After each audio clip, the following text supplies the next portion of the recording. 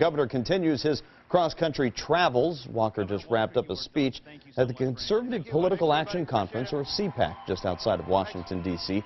He compared the Madison protesters to ISIS.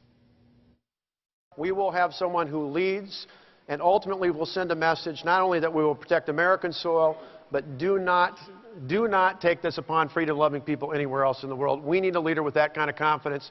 If I can take on 100,000 protesters, I can do the same across the world. Walker was one of a long list of potential 2016 Republican presidential candidates to address the conference there. New at 6, WISN 12 News talks with the governor about his 2016 chances. Political reporter Kent Wainscott is in the Web Center with that.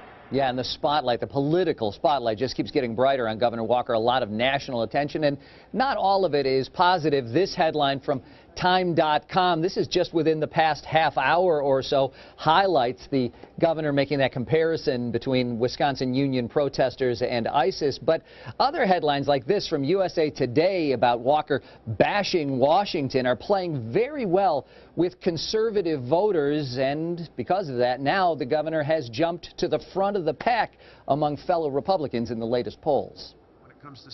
Governor Scott Walker seems to have picked up a new title, frontrunner. The latest Quinnipiac University poll of Republican voters in the first battleground state of Iowa shows Walker with 25%, far outpacing all of the other potential GOP candidates. I guess I'd rather be ahead than behind, but there's going to be a lot of ups and downs along the way. After 3 elections in 4 years, the last 2 of which I was the #1 target in America, I guess I'm kind of used to up and downs. It's an honor to be here. Much of Walker's rise in the polls can be traced directly to this speech last month at a conservative summit in Iowa, which drew positive reviews and a lot of attention to the still officially unannounced candidate. Carroll University political science professor Lily Gorin believes Walker's early strength in Iowa is no surprise. In a lot of ways, Iowa is fairly friendly to him. The question is, can he take it across the country? Does he play as well in New Hampshire? Following a Thursday morning speech to a manufacturers conference in Milwaukee, 12 News asked the governor what he thinks the newest poll numbers say about his message to Republican voters.